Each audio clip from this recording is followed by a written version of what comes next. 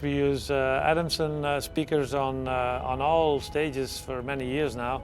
I can't remember we didn't have the difference from the regular PA systems we had before was huge. I first was introduced to it when I was mixing Mary J. and Lionel Richie, but it was on like some one-offs. I just happened to have an Adamson PA there. I'm like, yo, this is incredible.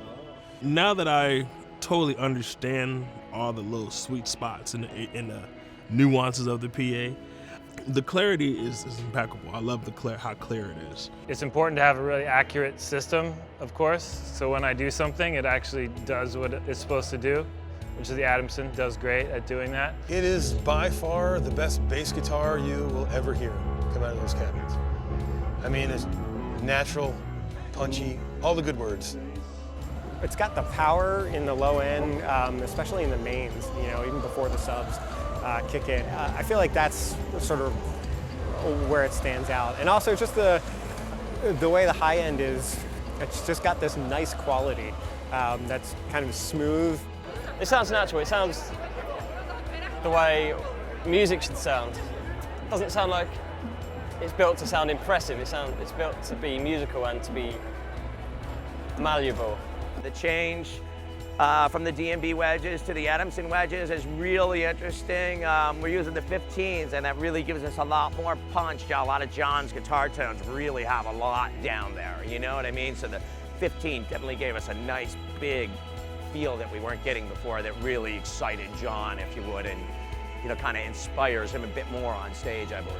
It's a smooth, linear sound. All of the notes come through. There's no holes in the frequency response with this PA. So I sort of look at these tools as ways to get the artist's dream to the audience. The Adamson world is pretty impressive right now. I used the E15 last year several times in France on purpose. I was out with another PA, but I wanted to use it having, you know, sort of like the Y18 back in the day and Brock's for philosophy. I'd chosen to use it on this Ray tour, and with the subs and the E12s as underhungs, it's complete now. The coherence is incredible. I mean, you know, and it's so consistent. So, and on a show like this, that's very detailed and very precise, where you've got multiple reverbs and multiple effects going on at once, and you just clearly hear them all the time. It's precision. It's good. I still love the Y-axis, no doubt about it. But the advantage, it's just an improvement of the Y-axis. And everything is more tuned. The system is just like Formula 1 update car, you know, that's been tuned, everything is a little bit better. The rigging, of course, is much better.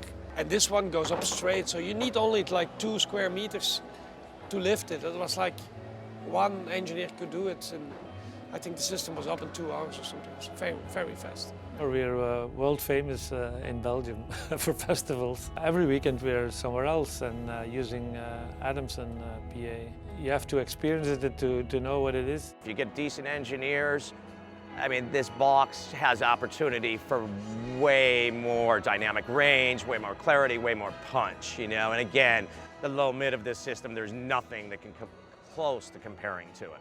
Using the Adamson rig for you know, a few months, then coming back and using a bunch of different rigs and seeing like, oh, I wish I had the Adamson rig for this room or that room, and getting back to the Adamson rig was really nice, actually.